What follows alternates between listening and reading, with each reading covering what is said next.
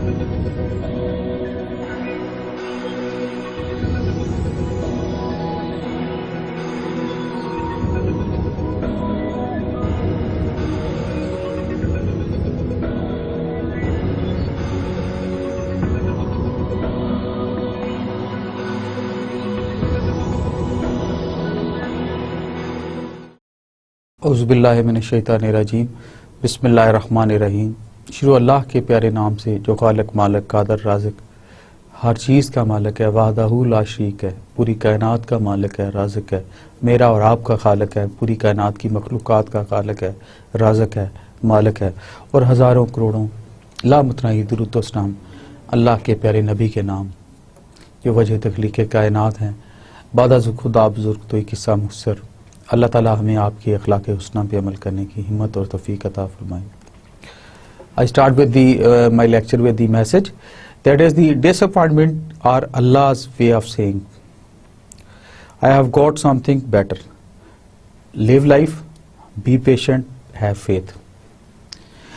असल में why I wanted to share this message is we are not counting the blessings. We are always counting the deficiencies of life. Deficiencies of life which as per our perceived paradigm, as per our thought, which are not found with us. May it be कि अल्लाह ने उसे बेहतर चीज़ें हमें दी हुई हों. So ungratefulness is one way to stress. Gratefulness and contentment is one way to sukoon, peaceful life and stress-free life. So whatever Allah has given, whatever Allah has blessed us, let's pray to Allah, be grateful to Allah. और हम अपनी blessings को count करें, हम अपनी नेमतों को count करें, हम उससे ज़्यादा हम्बल हो जाएं, हम उससे ज़्यादा उसका मशकूर हो जाएं और उसके शुक्रगुजार बंदे हो जाएं। एंड उन जो हमें अल्लाह ने कैपेबिलिटीज़ दी हैं, जो ब्लेसिंग्स दी हैं, जो चीज़ें दी हैं, चाहे वो इल्म है, चाहे वो सेहत है, चाहे वो फिनांस है, चाहे वो न्यूसेंस है, चाहे वो स्टेटस है, चाहे वो सर्विस है, and we should spend in the way of Allah, in the way of community for the people who doesn't possess that. So Allah ताला मुझे और आपको गुडनेस के पाथ पे रखे और गुडनेस के सोचने की दे और गुडनेस की तरफ चलने की हिम्मत दे। Know that victory comes with the patience. आपको पता होना चाहिए सक्सेस, जीत, उम्मीद, आखिरी इंतखाब, आखिरी success comes with the patience, सब्र से आती है। Relief with the distress and ease with the hardship. ये अल्लाह के प्यारे नबी की हदीस है कि सब्र से आपको डिस्ट्रेस, आपको स्ट्रेसेस कम होती हैं और हार्डशिप्स कम होती हैं। हर चीज़ को हमें विद द स्माइलिंग से face, with the non violence approach, सुकून के साथ अल्लाह के ग्रेटफुल बंदे होती है, अल्लाह के शुक्रगुजार बंदे होते हुए हमें चलना चाहिए, so that things are on the better end. तो let's I pray to Allah ताला हमें अपनी नेमतों का शुक्राना अदा करने की हिम्मत तौफीक दे, हमें शुक्रगुजार बंदा बना दे, हमारे इल्म से, हमारे अमल से, हमारे कंडक्ट से, हमारे पेरेंट्स को, हमारी सोसाइटी को, हमारे रिलेटिव्स को, हमारी कम्युनिटी को अच्छाई दे दे, and we move on the route to positivity and goodness. Gentlemen, now we are starting the lecture 2 of our subject. Before moving to lecture 2, I would like to share and recapitulate the summary of the lecture 1 so that we all are on the same page. हम एक ही page पे और recapitulate करते हैं previous lecture की summary. Previous lecture में as you all remember हमने accounting की basics पे बात की थी. Accounting is the means by which information about an enterprise is communicated and is called the language of business. Accounting is the means by which information about an enterprise is communicated and is called the language of business. इसको language of business भी कहा जाता है. Many internal and external users have need for accounting information in order to make the important decisions. बहुत सारे internal और external auditors जो हैं, decision makers जो हैं, उनको accounting की support की ज़रूरत होती है, इस tool की ज़रूरत होती है to take on the most harsh and most powerful and most turning point decision taking in the days to come in their business and enterprise. Because of the primary role of accounting information is to provide useful information for decision making purpose, it is referred to as a means to end. वही बात जो मैंने पहले share किया आपसे एक minute पहले. Because the primary role of accounting information is to provide useful information for decision making purposes, it is referred to as a means to end. इसको एक मीन्स टू एंड के तौर पे भी लिया जाता है. With the end being the decision and जो है डिसीजन का होते हुए that is help by the availability of the accounting information, जो कि अकाउंटिंग इन्फॉर्मेशन की अवेलेबिलिटी के लिहाज से देखा जाता है। Forms of business organisations, business organisations की क्या फॉर्म्स हैं वो देखेंगे। There are 3 basic forms of business organisation that are recognised as separate identities. One is the sole proprietorship, एक है सोल प्रोप्राइटरशिप। अब business owned by one person, इसमें एक ही पर्सन से बिजनेस ओन किया जाता है, एक ही पर्सन इसको ओन करता है। The owner takes all the profit और loss of the business and is liable for all its obligations. Then is the partnership, a business that has 2 और मोर ओनर्स, वो बिजनेस जो कि 2 और या उससे ज्यादा ओनर्स रखता है। The partner share the profit और losses according to a pre arrange formula, एक प्री अरेंज फार्मूले के तहत वो इसको करते हैं, एक लीगल कॉन्ट्रैक्ट के साथ इन टच आते हैं। Then is the corporation, a business unit chartered by the state and legally separate from its owners. Business unit है जो कि अलहदा एक चार्टर होता है, गवर्नमेंट इसको अलाउ करती है और ओनर्स के पर्सनल स्टेक से ये डिफरेंट होती है और डिफरेंट तरीके से देखी जाती है। The owners are called stock holders because their ownership is represented by share of stock. जो ओनर्स होते हैं उस पर्टिकुलर कॉर्पोरेशन में they are the stake holders. Forms of business organisations, that is the sole proprietorship. इस पे हम बात करेंगे कि सोल प्रोप्राइटरशिप क्या चीज है।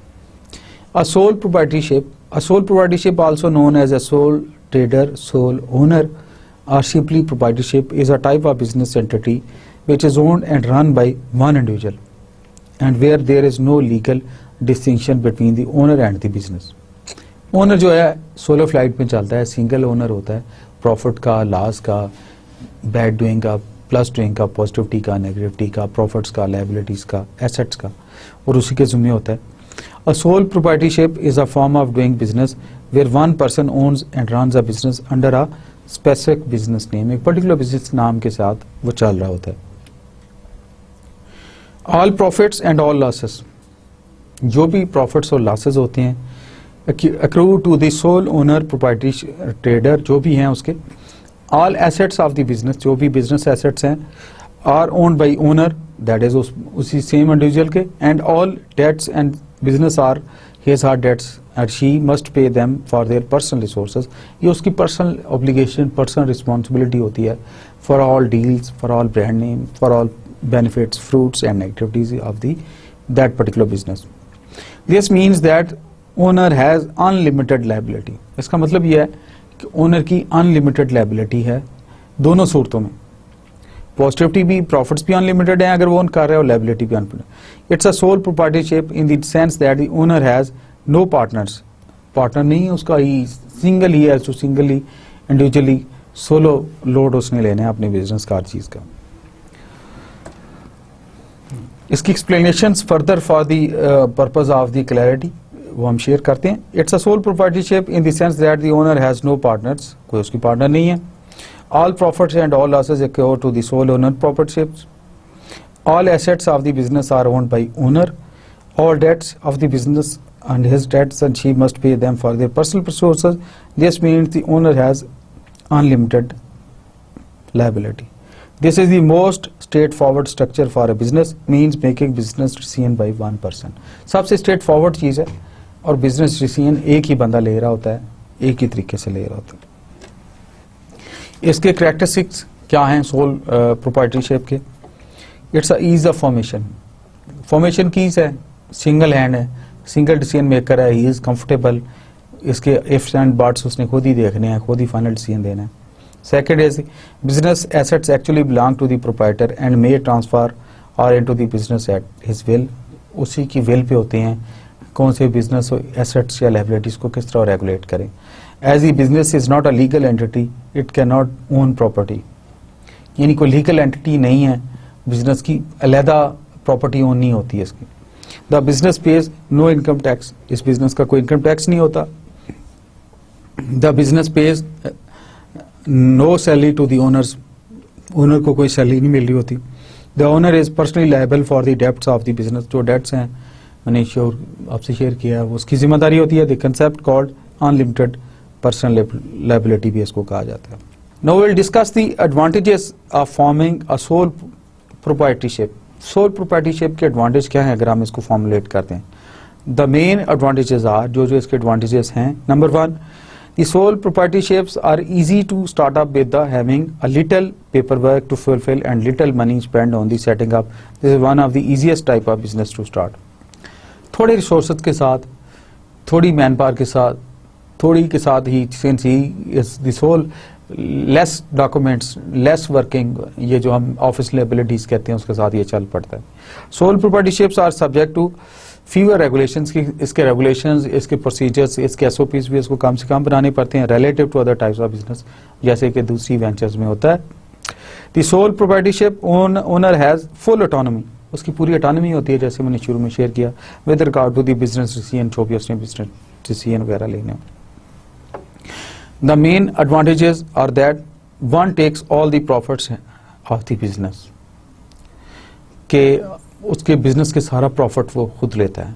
Obviously a sole proprietor usually has a quick decision process, उसका वेरी क्विक डिसीजन प्रोसेस होता है, because it has to be through one person, right और रॉन्ग, फाइन और गुड, बैड और good, it has to be taken by one person, so less time is consumed at decision making process and has total control of his or business, उसके अपने control में होता है, उसको pros and cons पते होते हैं, and he takes full responsibility of the particular decision or business or enterprise which he is running. Sole proprietorship are easy to discontinue as well. Same way जिस तरह start करना है इसको बड़ा easy था, comfortable था, vibrant था, मैंने आपसे शेयर किया, इसको close करना भी आसान है, because it is to be again closed by one person, one decision making and a bit relevant and simpler also relatively. जिस तरह चीज के एडवांटेज होते हैं, we all should be cost benefit analysis अगर चीजों के करें, उस तरह डिसएडवांटेज भी होते हैं। तो there are few disadvantage to the sole proprietorship, they are very severe in nature also. One is sole owner trader is personally liable for all the debts, he is responsible for all the liabilities, जो उसके dates हैं उस पर भी। Personal property may be vulnerable for the debts, other business liabilities and our revenue department payments. उसकी personal property, personal assets, family के assets, जिस घर में रह रहा है, even so much so that is also at stake, because one person, all property is relevant to the business. Large sums of capital are less likely to be available to our soul. इसको generally बहुत सारी बड़ी रकम या बड़ी economic transaction possible नहीं होती, because ये एक छोटे लेवल पे एक वो खुद singly without procedures legally complication से हैंडल कर रहा होता है। यानी in other word business grow करने का एस्पेक्ट्स कम है इसमें, वो एंगल। फिर इसके कुछ और डिसएडवांटेजेस हैं। There are few disadvantages more for the sole proprietorship, that a business may require enormous investments of time without a normal employee, vacation leave and other benefits. He is full time occupied. Because जिस तरह वो solo decision maker खुद है, इसी तरह वो leave Shiv का concept भी नहीं है उसमें, उसको रिक्रिएशन का कंसेप्ट भी नहीं। He has to give his soul and body all time every time in the business. A sole owner trader being the only beneficiary is also on the other hand the only person standing to bear the losses. Yes, जैसे मैंने शुरू में share कर दिया था कि he qualifies to get the fruits of the entire benefits of the business also, but he is liable to get all the plenties of the liabilities also of the business, losses भी जो उसके हों। There may be issues of continuity of business in the event of death or illness. For example, there is one person running sole business, his young children are going to college schools, God forbid if he met some impromptu accident, any problem, health issues, so the all business is with the one person. So it goes down. It's not working as institution or enterprise. A business organized as a sole trader will likely have a hard time raising capital since it has to make up for all the business funds. ये एक hard venture है. He has to make his place, repute, interaction, management, marketing in the market, open market, then earn money, then raise capital, then raise assets, and then move forward. It's a solo flight. तेरे आगे आसमां और भी हैं वाली बात है। खुद इकबाल ने कहा था, खुदा तुझे किसी तूफान से आशना कर दे कि तेरे बहर की मौजों में इस्तराब नहीं। तो इट्स मच ऑफ द इस्तराब फोकस्ड।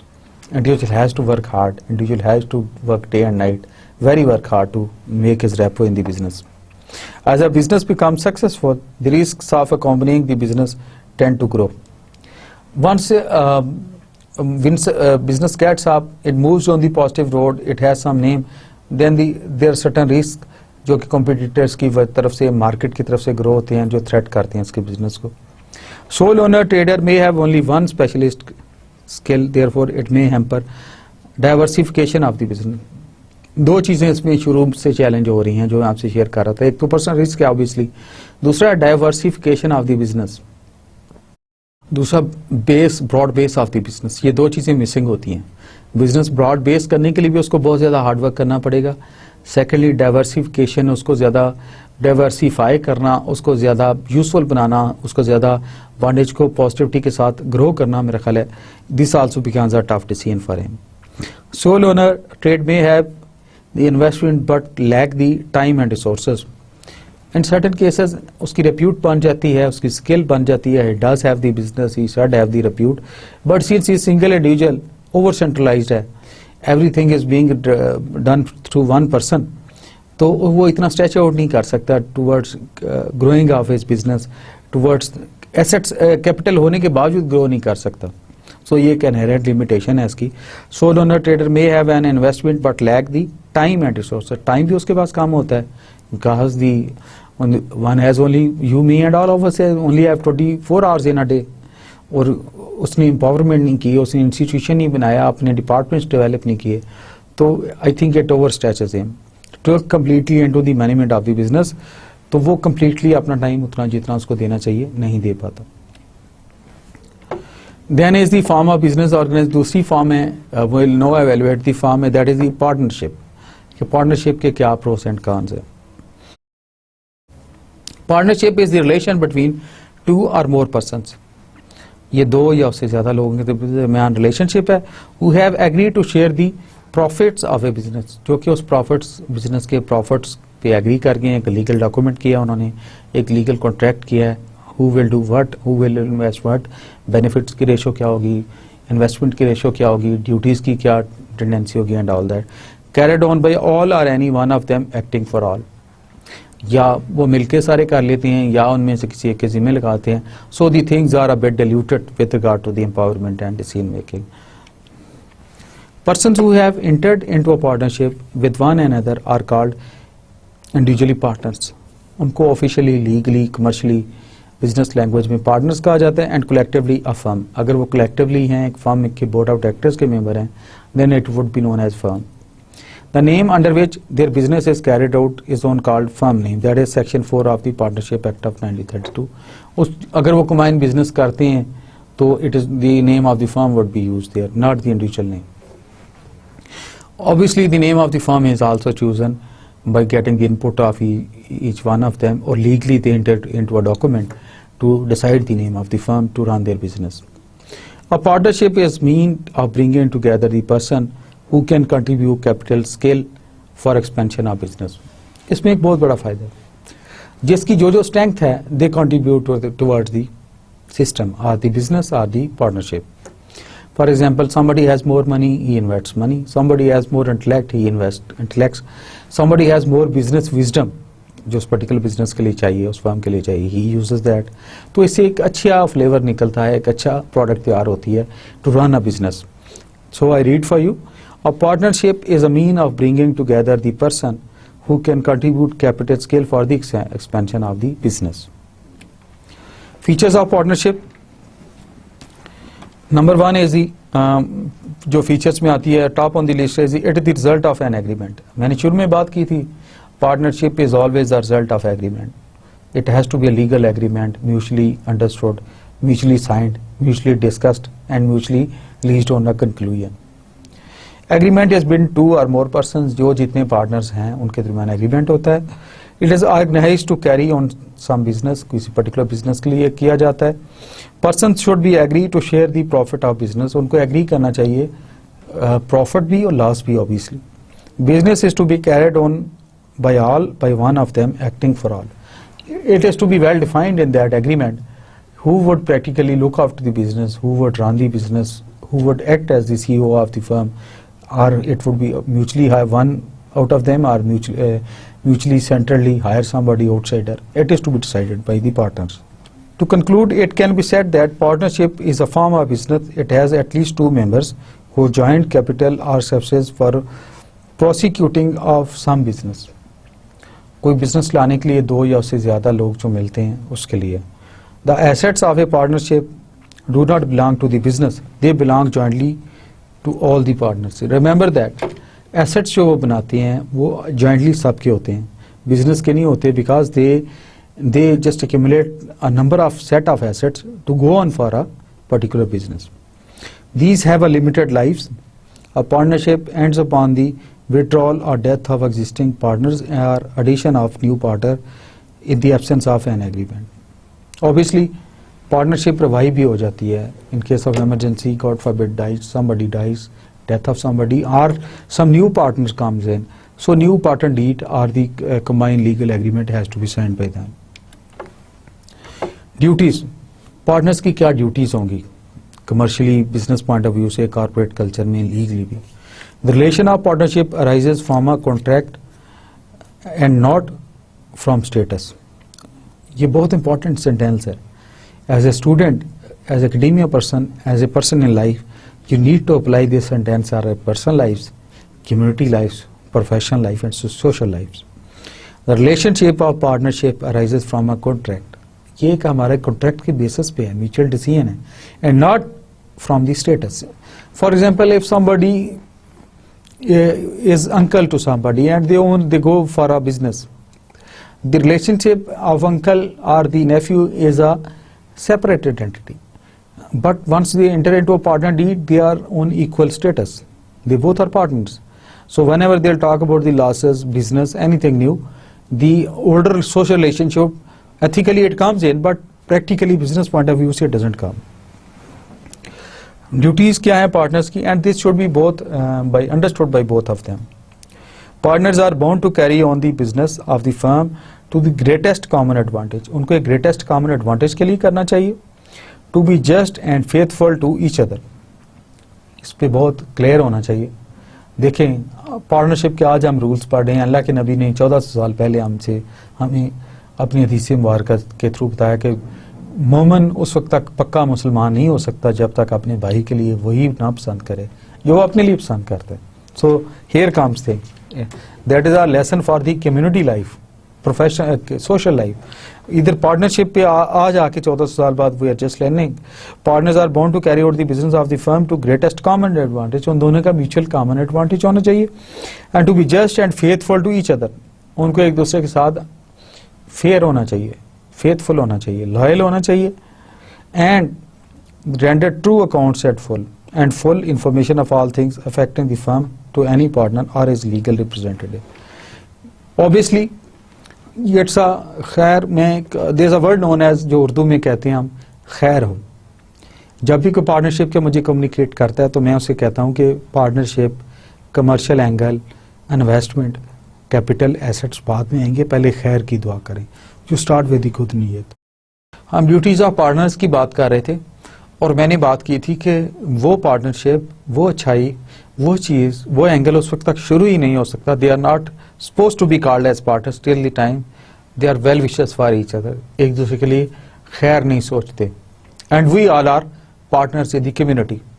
अगर मुझे इज्जत चाहिए तो मैं लोगों को इज्जत देनी शुरू कर दूँ.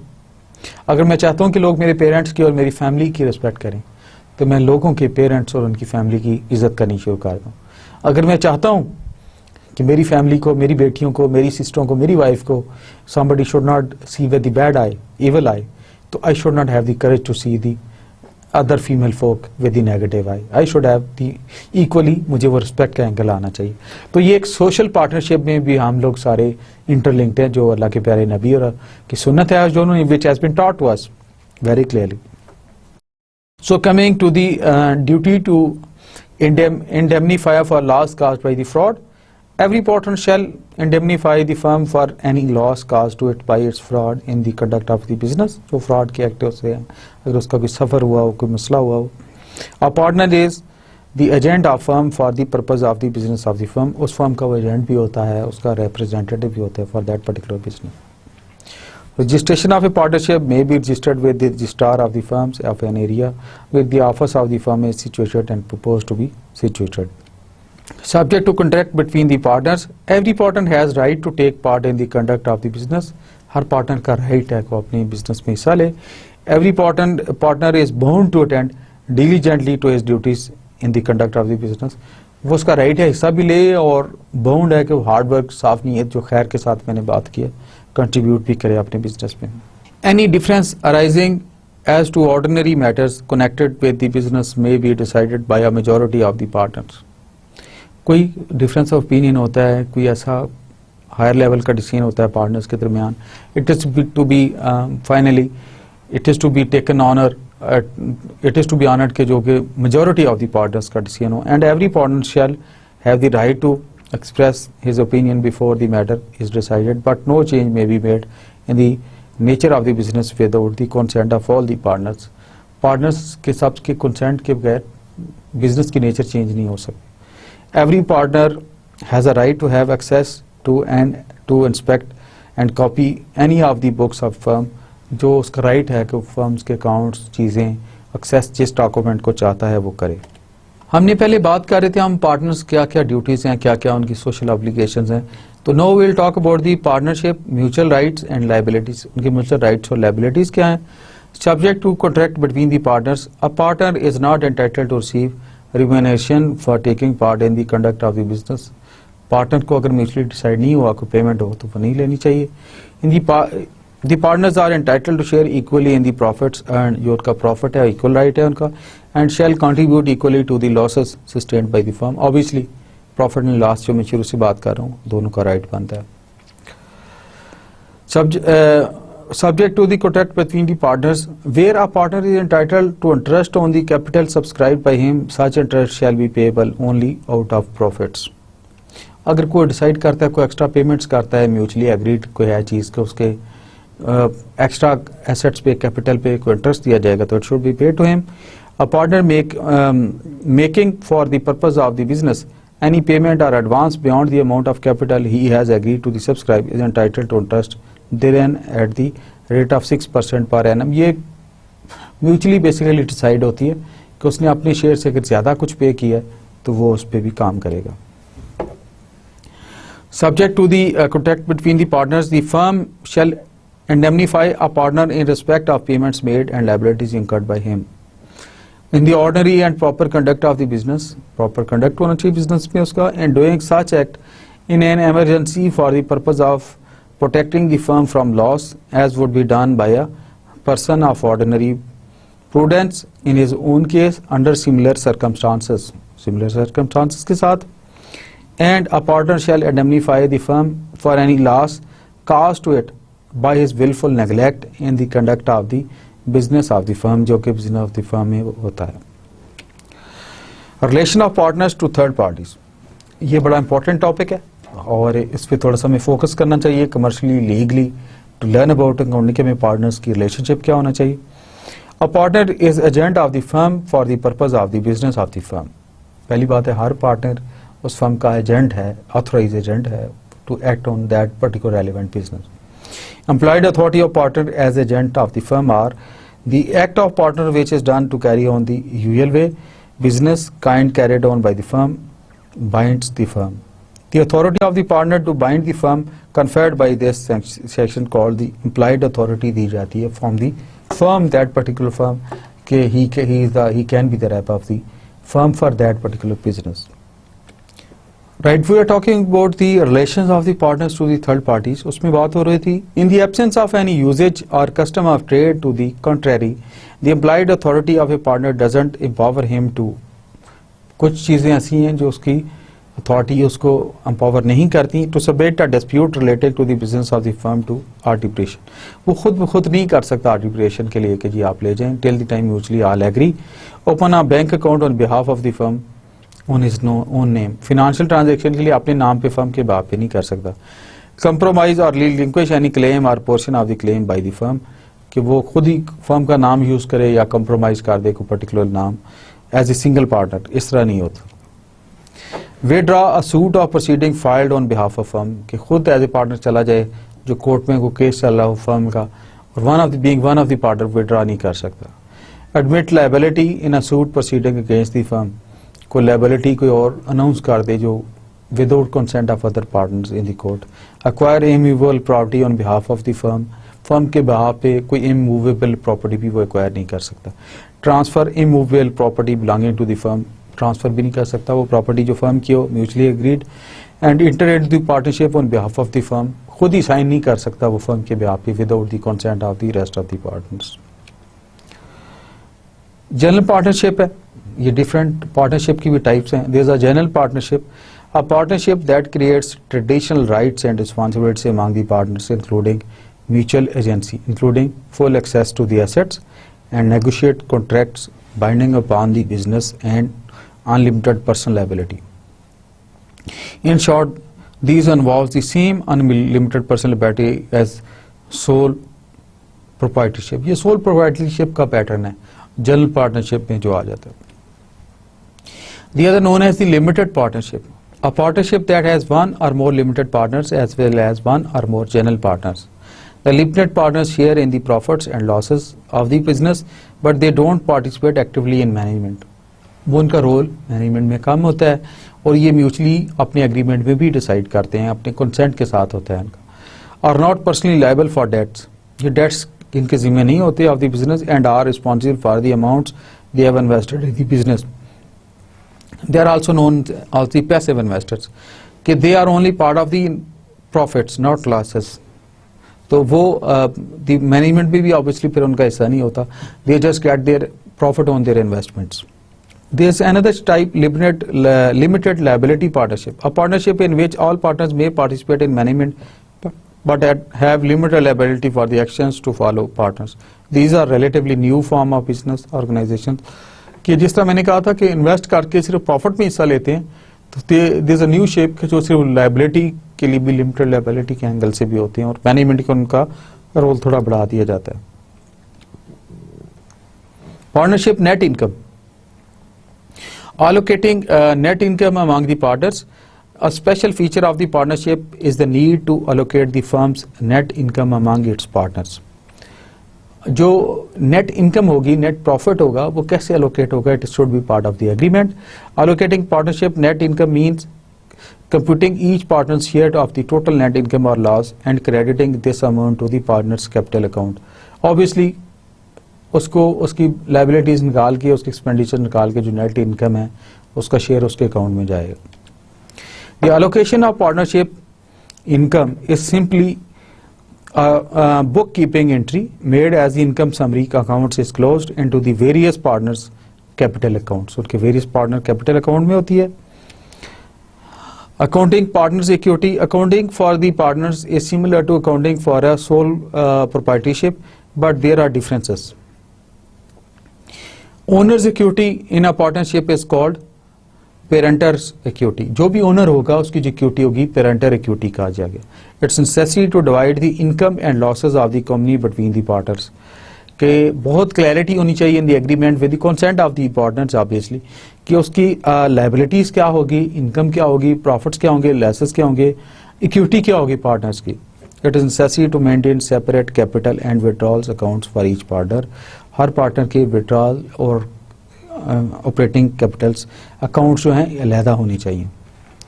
No will talk about the distribution of partnership income and losses. Partnership income और लॉसेस की डिस्ट्रीब्यूशन क्या है? Partnerships income and losses can be distributed according to whatever method the partner specify in the partnership agreements. Obviously जो मैं पहले आपसे I was just sharing कि जो म्यूचुअली एग्रीड कंसेंट के साथ उनका एग्रीमेंट होगा, लीगल एग्रीमेंट होगा, उसमें डिसाइड करते हैं ये।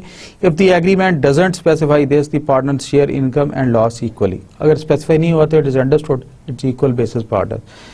Income in a partnership normally has 3 components. जो भी इनकम आती है पार्टनरशिप में उसके 3 कंपोनेंट्स होते हैं। Return to the partners for the use of their capital called interest on partners capital. एक रिटर्न होता है उनके कैपिटल पे। Then the compensation for services the partners have rendered. Secondly जो उसने उस पर्टिकुलर फर्म के लिए, उस पर्टिकुलर जॉइंट वेंचर के लिए सर्विसेज दी हैं।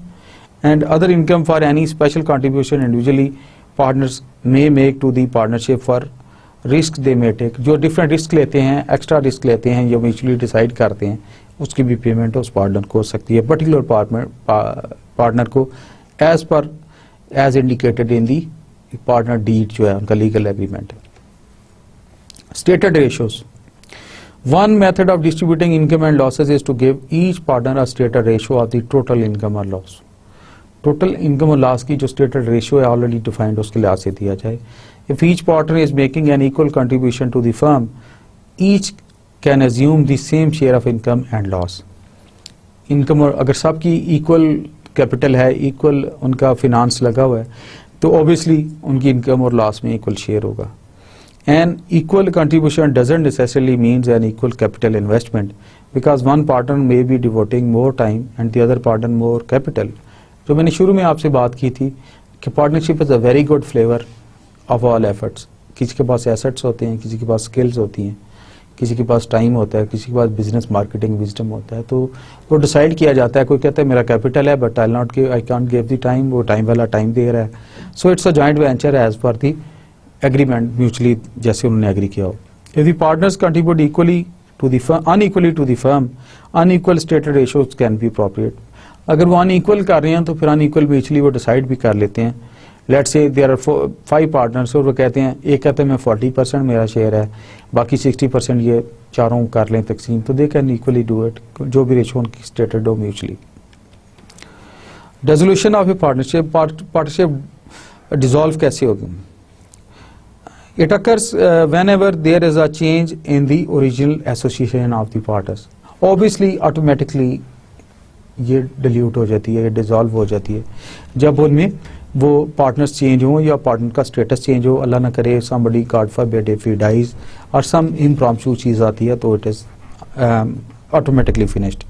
When a partnership is dissolved, the partners lose their authority to continue the business as a going concern. जब वो डिसॉल्व हो जाती है पार्टनरशिप तो उसमें उनका इंटरेस्ट नहीं रहता उस लेवल का, they don't doing the things with the same vigour, with the same zeal, वो थोड़ा कम हो जाता है। That doesn't mean that the business operation necessarily is ended or interrupted, but from a legal standpoint, separate entity ceases to exist.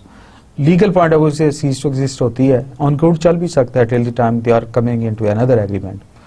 The dissolution may take place through the admission of a new partner, withdrawal of a partner or a death of a partner, जैसे मैंने शुरू में बात की आपसे। Admission of a new partner, पार्टनरशिप में उसको कैसे लाते हैं? The admission of a new partner dissolves the old partnership because a new association has been formed. Dissolving the old partnership and creating the new one requires the consent of all the original partners and the ratification of new agreement. Obviously पिछले 7 partners का हिस्सा चाहिए, उनकी will चाहिए, उनकी consent चाहिए और पिछली को रेटिफाई करना पड़ेगा, नई डीड बनानी पड़ेगी। An individual can be admitted to a partnership in one of the 2 ways: purchasing an interest in the partnership from one or more of the original partners, वो पहले ओरिजिनल पार्टनर्स के share खरीद ले, और investing assets in the partnership, या नए assets invest कर दें। तीसरी चीज जो फॉर्म ऑफ बिजनेस ऑर्गेनाइजेशन है दैट इज कॉर्पोरेशन, मैंने शेयर किया था। Now will talk something about the corporation.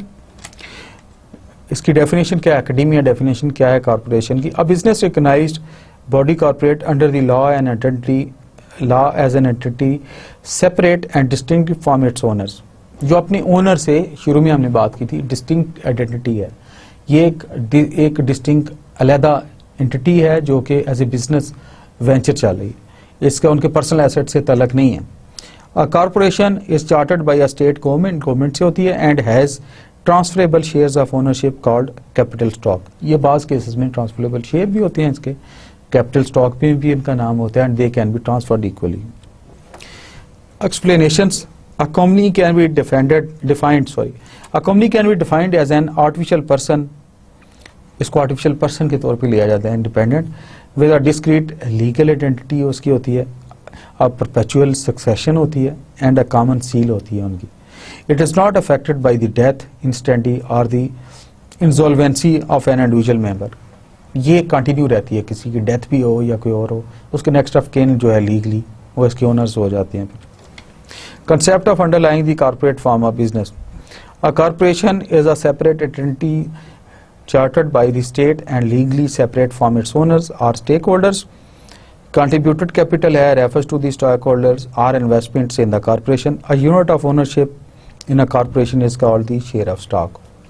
A unit of ownership in a corporation is called a share of stock. Ownership पे जो एक unit है उसको share of stock के तौर पे लिया जाता है. To form a corporation, most status requires incorporates to sign an application and file it with proper state officials. This application contains the articles of incorporation which form the company charter. The articles of incorporation state the maximum number of shares that a corporation is authorized to issue. The articles of incorporation state that the maximum number of the shares that a corporation is authorized to issue. जो उसके level पे जो corporation issue कर सकती है वो. Concepts underlying the corporate form of business. Corporate form business के जो concepts हैं. To invest in a corporation, a stockholder transfers cash or other resources to the corporation. In return, the stockholder receives shares of stock representing a proportionate share of ownership. जो proportionate share है उसको लेते हैं. Stockholders elect a board of directors. Obviously, सारे जो stockholders होते हैं, shareholders होते हैं, they elect a board of directors which sets corporate policies and chooses the corporation's officers. वो board of directors जो है, they work under a rule of authority, rule of law, legally. Board of directors पे choose करते हैं different की appointment holders, corporation officers, decision makers, stake holders, किस तरह चलेगी, rule of the game, SOPs, procedures, losses, entity, liquidity, assets, finance, सारे issues को देखते हैं. प्रोजेक्ट, बिजनेस डेवलपमेंट, तो वो बोर्ड ऑफ डायरेक्टर्स के अंडर ऑपरेट हो रहा होता है. सीईओ जो चीफ एग्जीक्यूटिव ऑफिसर होता है उस फर्म का, who is in turn carry out the corporate policies in their management of the business. Routine और ग्रोइंग बिजनेस की technical strategic level board of directors उस पर डिटेल डिसीजन मेकिंग करता है. Characteristics: a corporation is a legal entity having an existence separate and distinct from that of its owners. Obviously, the owners of a corporation are called stakeholders. Their ownership is evidenced by the transferable share of capital stock. Capital stock के मुताबिक होती है ownership. As a separate legal entity, a corporation may own property in its own name. Corporation को ये भी strength है उसमें, corporation के नाम पे भी प्रॉपर्टीज ली जा सकती हैं, बिजनेस डेवलपमेंट प्रोग्राम्स हो सकते हैं, इवन बैंक अकाउंट्स और फर्दर उनके जितने बिजनेस डेवलपमेंट इन्हांसमेंट स्टेप्स होते हैं वो किए जाते हैं. A corporation has legal status in court. It may sue and to be sued. अपना लीगल रिप्रेजेंट खड़ी करेगी, कॉर्पोरेशन के बिहाफ पे बंदा खड़ा होगा. As a legal entity person, a corporation में इंटर इनटू द कॉन्ट्रैक्ट्स वो कर सकती है. It is responsible for its own debts, इसके अपनी जो लाइबिलिटीज हैं उसकी, and pays income taxes on its own earnings. इसके सारे rule of the game independently operate करेगी under the board of governors, board of directors. Share holders may sell और otherwise dispose of their shares at any time subject to any restriction imposed in the company's article of association. जो भी उन्होंने article of association rule of the game develop किया होगा उसके मुताबिक वो transfer किए जा सकते हैं share. The transfer of the shares of a company are much easier to sell or pass on to others, such as of children or in a stock exchange. इसको पास ऑन करना आसान होता है because corporation is taking all load of it. In larger companies, most shareholders have no say in its daily operation. Daily operations में बड़ी company में उनका share नहीं होता. They are just told at the end of the fiscal year. All shareholders that hold voting share in the company.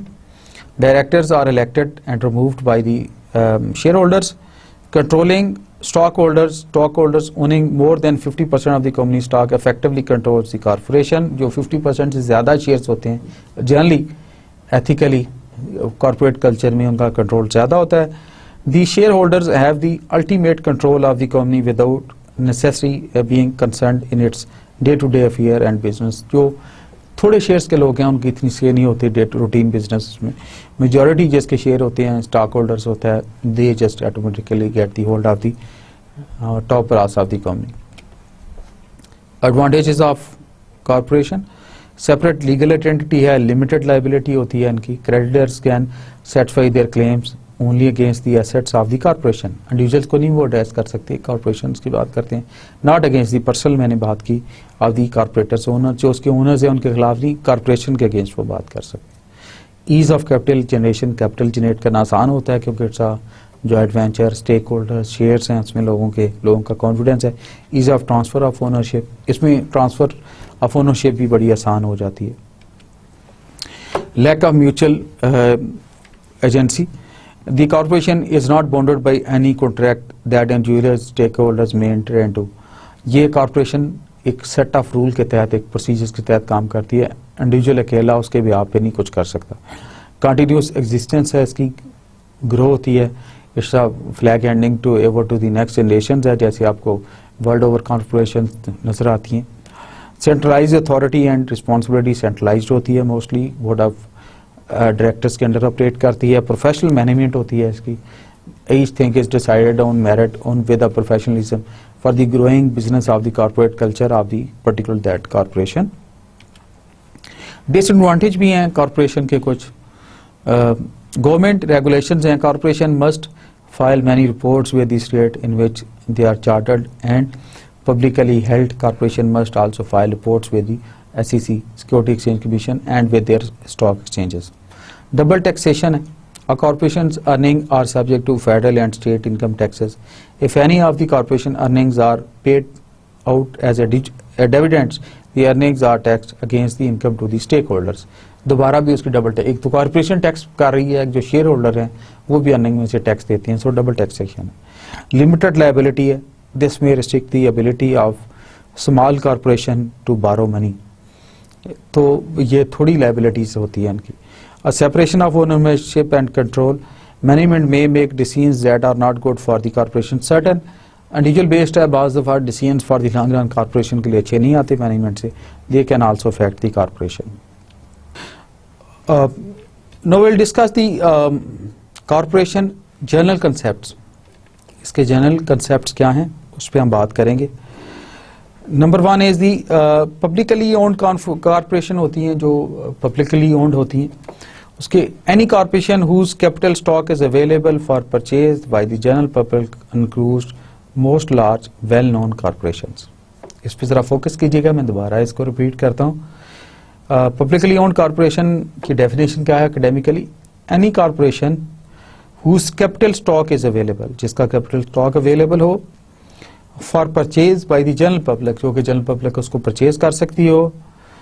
It includes most well known larger corporation. जैसे आप अगर stock exchange में जाएं, you must be sharing getting the share of the stock from the stock exchange of the let's say MCB, Fatima fertilisers, global के और जो है different construction companies हैं वेल नोन। तो कॉर्पोरेशन, कुछ गवर्नमेंट भी इसमें शेयर अपनी कॉर्पोरेशन के डाल देती हैं।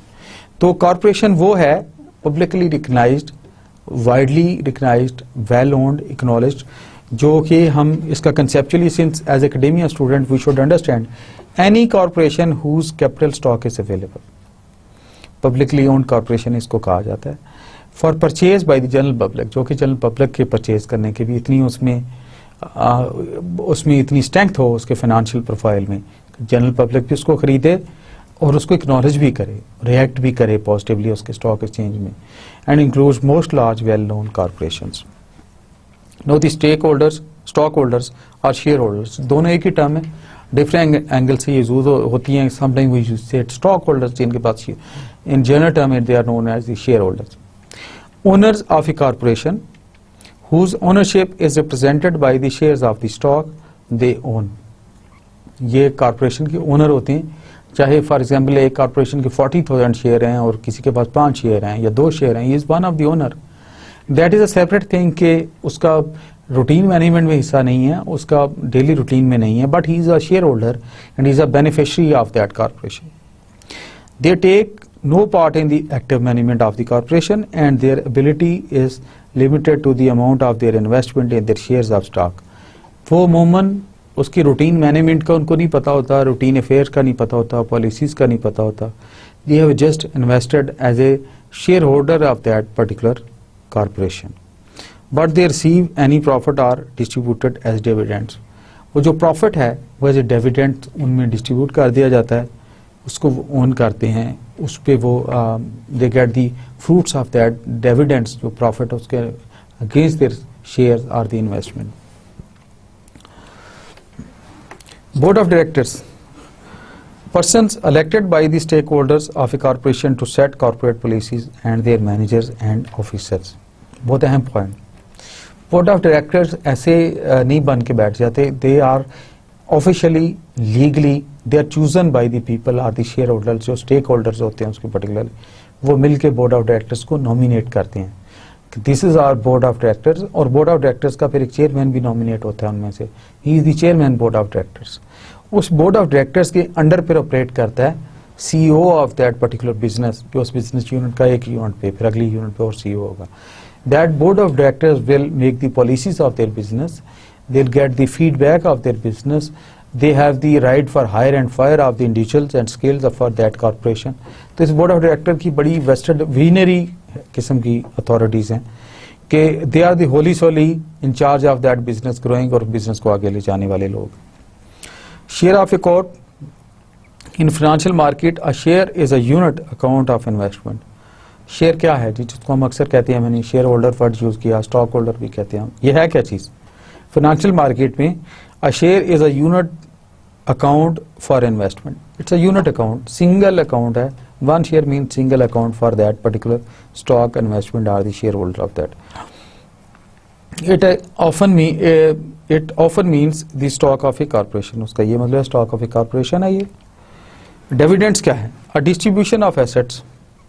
जो उसके एसेट्स की डिस्ट्रीब्यूशन है. Usually cash, generally dividends cash में होते हैं कि उसके कैश में जो इन्वेस्टर को बेनिफिट दिया जाता है उसको डिविडेंड्स कहा जाता है. अगर उर्दू में मैं बात करूँ, इंग्लिश में इसको हम एकेडमिक डेफिनेशन है अ डिस्ट्रीब्यूशन ऑफ एसेट्स. उसके एसेट्स की डिस्ट्रीब्यूशन यूजुअली कैश, जनरली ये कैश में होती है. By a corporation to its stake holders. Stake holders कौन है? जिन्होंने उसके शेयर्स लिए हैं, जो उसके स्टॉक होल्डर्स हैं, जो उसके यूनिट स्टॉक होल्डर्स के तौर पे उस ऑर्गेनाइजेशन को आगे फ्लरिश करा रहे. Retained earnings. ये क्या है retained earnings? That portions of the stock holders equity. Retained earning है that portions of stock holders equity. Stock holders equity का वो portion resulting from retaining profits in the business. बास cases में ये होता है कि you just get a share है बट यू डोंट, डिविडेंड्स आपके लगते रहते हैं, प्रॉफिट आपके लगता रहता है, बट यू कीप ऑन री इन्वेस्टिंग इट. वो उसके प्रॉफिट्स को री इन्वेस्ट, उसका शेयर बढ़ते जाएंगे ऐसे. That portion of stock holders equity resulting from retaining the profits in the business consist of lifetime profits or loss of a corporation less all dividends. ये उसे हट के होता है और लाइफ टाइम उसका बेनिफिशियरी या वो प्रॉफिट को देख लेते हैं, उसको उस लिहाज से देखा जाता है. Factors to consider in selecting a form of business organisation. बहुत अहम स्लाइड है ये बिजनेस के लिए, अकाउंटिंग फिनांस के लिए, या आगे भी जो भी हम फाइनेंशियल बेनिफिट्स की बात करेंगे, फाइनेंशियल इंटरैक्शन की बात करेंगे, ट्रांजैक्शंस की बात करेंगे, डिसीजन मेकिंग की बात करेंगे, इसके लिए सबसे अहम स्लाइड और टॉपिक है ये मेरी नज़र में. Factors to consider in selecting a form of business organisation, कि किस फॉर्म की मेरी ऑर्गेनाइजेशन बिजनेस ग्रो करेगा और किस काम की होगी. पहला है the personal liability of the owners for the business capital. जो ओनर्स हैं उनकी पर्सनल क्या है capacity, liability, ability, financial health. Income tax considerations. Then is the need to raise large amounts of equity capital. कि कितनी need है, कितनी financial circulations है, large time equity to grow on the business, to go on the business in the days to come. The owner's need for flexibility in withdrawing assets from the business. Owner की अपनी need क्या है, इसको जरा देखिएगा इस point को, point 4 को बड़े गौर से मैं रिपीट करता हूँ आपके लिए. It is the owners need. Owner की नीड जो है फॉर फ्लेक्सिबिलिटी, ओनर की नीड फ्लेक्सिबिलिटी के लिए in withdrawing assets from the business. कि ओनर, एक ओनर है जो बहुत फिनेंशियली स्टेबल है. ही सेज कि मैंने लेट से $1 मिलियन इसमें लगा दिया, 1 मिलियन रुपी ले लें, पाक रुपी कह देता हूँ, कुछ में हमने इन्वेस्ट कर दिया. I am forget about, I can invest on this and invest it for next 20 years. So उसकी नीड नहीं आएगी कभी विड्रॉ करने की. I am self sustain. एक ओनर है जो कह देता है कि जी मैंने 5 लाख लगाया है तो मुझे साल 2 में 2-4 लाख चाहिए होंगे, I have to marry my children. ऐसे में आपसे केस स्टडी के तौर पर तो उसकी आप देखें, उसकी फिनेंशियल हेल्थ देखें, स्टेबिलिटी प्रोफाइल देखें और उसकी देखें. और बिजनेस में ऑब्वियसली कॉन्फिडेंस उसके आएगा जो लॉन्ग टर्म इन्वेस्ट करेगा. We are considering the factors, हम बात कर रहे थे इस पे, factors for considering in selecting a form of business. उसमें 5वां फैक्टर जो आगे आ रहा है that is whether all owners are to have a managerial authority, ये भी कंफर्म करना पड़ेगा कॉर्पोरेशन में before going into a legal document. Corporation बनाने से पहले, एग्रीमेंट करने से पहले, they need to have the mutual consent on this subject कि whether all owners are to have managerial authority, क्या सब owners की managerial authority जरूरी है, or they give to authority to few or to one to run the routine managerial issues, management issues in the most professional way. The need for continuity in business operations, business operations की continuity की need क्या है, उसको किस angle से देखा जाता है, उसकी स्ट्रेंथ क्या है, उसको कैसे देखें।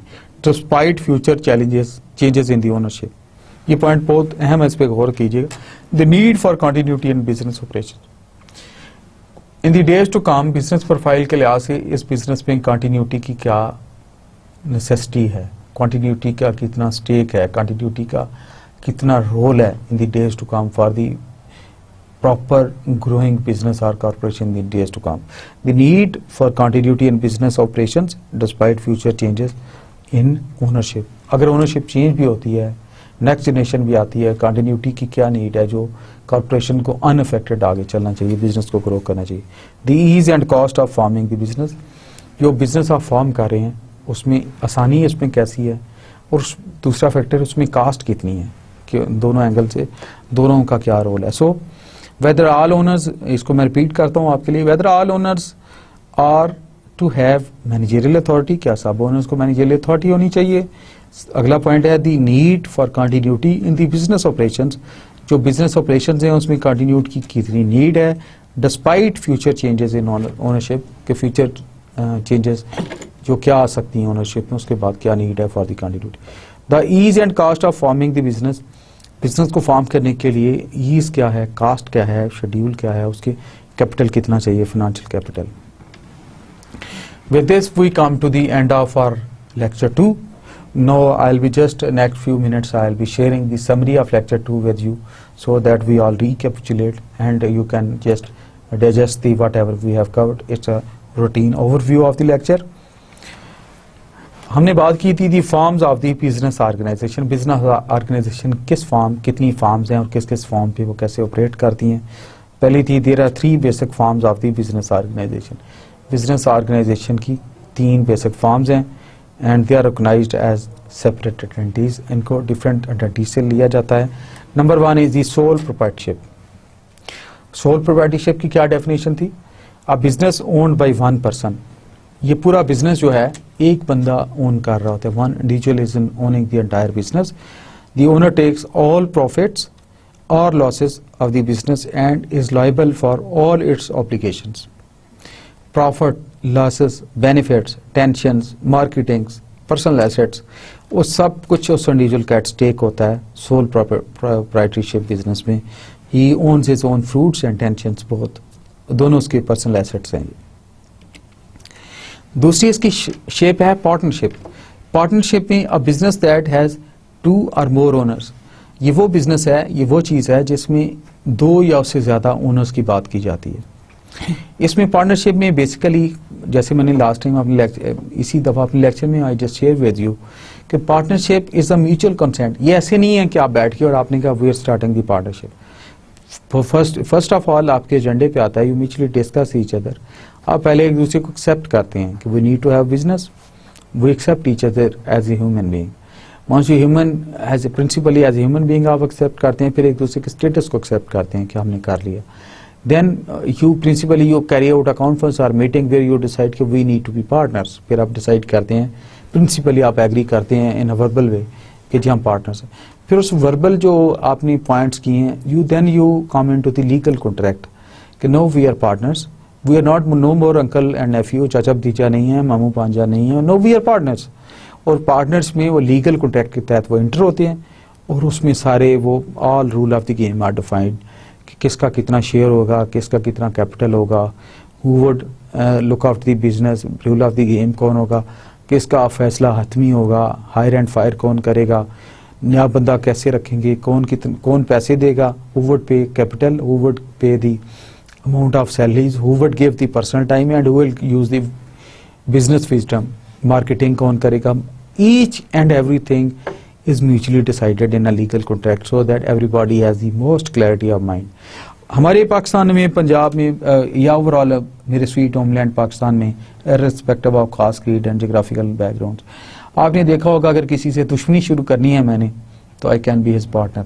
Generally people come to me and they share कि जी हम पार्टनरशिप के तहत ये बिजनेस शुरू करने लगे. कोई लीगल डॉक्यूमेंट नहीं होता, they just start doing work.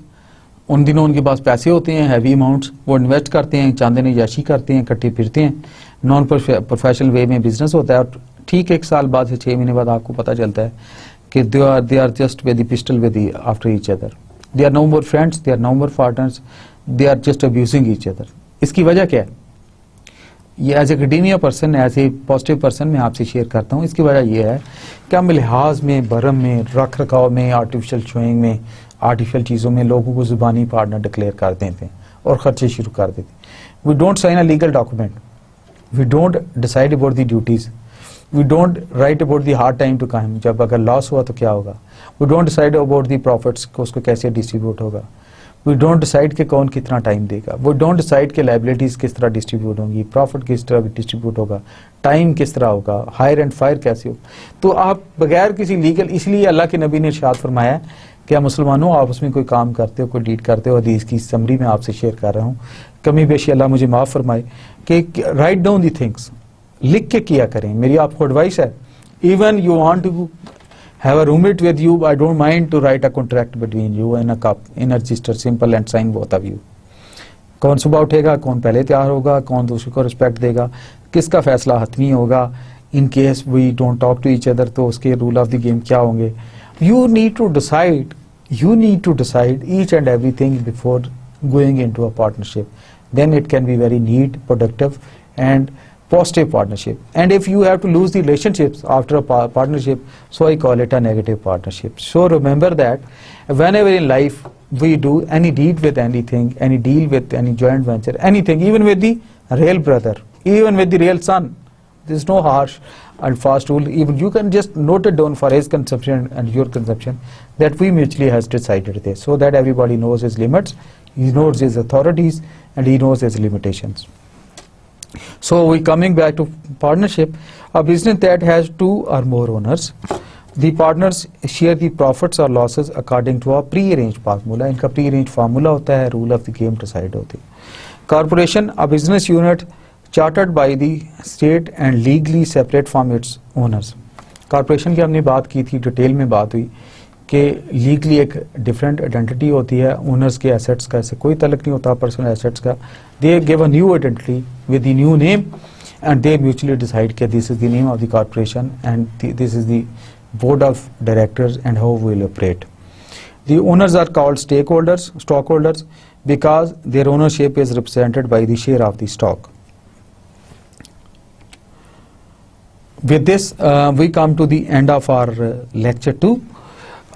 Before closing the finally lecture, I would just like to share with you very good 2 messages. One is no one makes a lock without a key.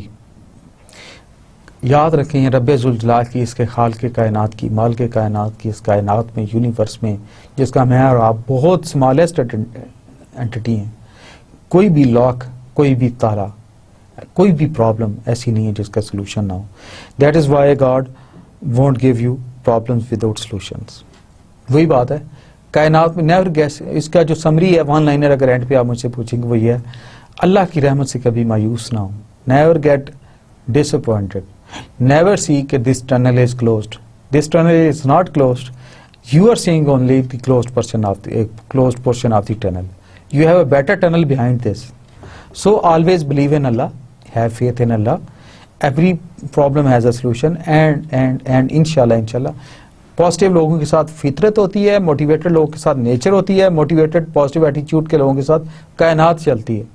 So as academia person I would advise you, have a smiling attitude, have a positive attitude, have a positive look towards life. Sky is the limit. Think positive, act positive, do positive, be responsible whatever you do. Review your attitude. तो Allah ताला ने कोई ऐसी कायनात में problem नहीं बनाई जो आपकी कैपेबिलिटी से बाहर है, बिकॉज मैं और आप, हमें सबको शुक्र अल्हम्दुलिल्लाह, उसने अशरफुल मखलूकात बनाया. The other message is forgive people so that perhaps Allah may forgive you.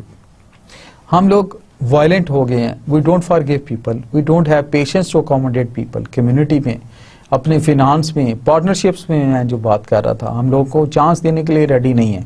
But for god sake have the taste of forgiving people, have the taste to be non violent in life, have the taste of smiling with the people, have the taste to be proactive in with the people in life. तो Allah ताला ज़्यादा आपको नवाजेंगे। एक हदीस है अल्लाह के प्यारे नबी की जो मुझे याद आ रही है, मैं would like to share with you.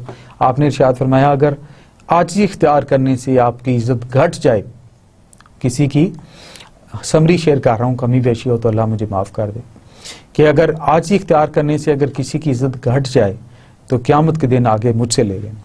ये हदीस शरीफ है जिसका मफ़हूम मैंने शेयर किया। So some time give chance to other, some time give chance to those people जिनके पास वो ब्लेसिंग्स नहीं है जो आपके पास हैं, जैसे मैंने शुरू में कहा था। सम टाइम कॉर्पोरेट कल्चर में do good with it so that things come in a positive way. And once you are doing good with the positive attitude, with the positive doings in life, हसद, कीना, गीबत, anger, गुस्सा, मुनाफकत, इससे अगर हम जितना दूर रहेंगे, ये शैतान के ईवल के हथियार हैं, वेपन्स हैं। हमारे हथियार ये नहीं है।